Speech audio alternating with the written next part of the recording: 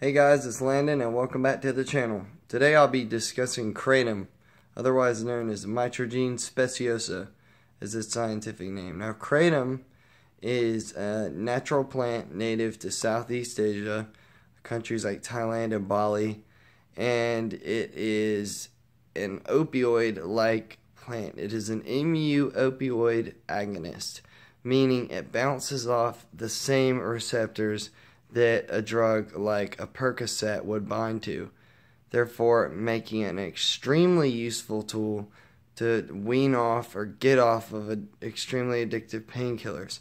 However, on the contrary, it can be addicting too, and Kratom can certainly pose its problems when it comes to addiction because it literally mimics a painkiller.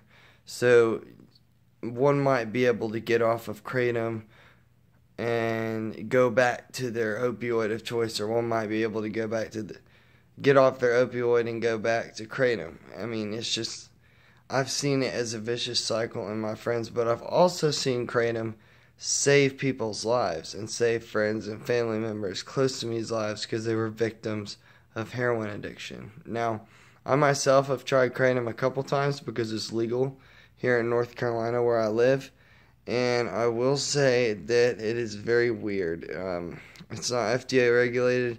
It does feel very opioid and euphoric-like kind of like you, I don't know, like got prescribed painkillers or something, or just got your wisdom teeth out. You get kind of like a loopy, euphoric feel, but it's not as heavy as that. It's a lot lighter and a lot more euphoric. So I honestly don't condone it as a substance, and I think that it's a very useful tool in getting off of opioids such as heroin, Roxicet, oxycodone, Oxycontin, all these addictive painkillers, and not to mention the fake ones that are on the streets now. So Kratom is an extremely useful tool, and it needs to be utilized to its fullest potential. And other than that, if someone has a problem, if a loved one has a problem with opioid or Kratom abuse, I highly suggest that you get them the help that they need and have them involuntarily committed against their will, because more than likely they won't go. If they will go willingly, great, but if not, you can always go down to your local magistrate's office and take out an involuntary commitment.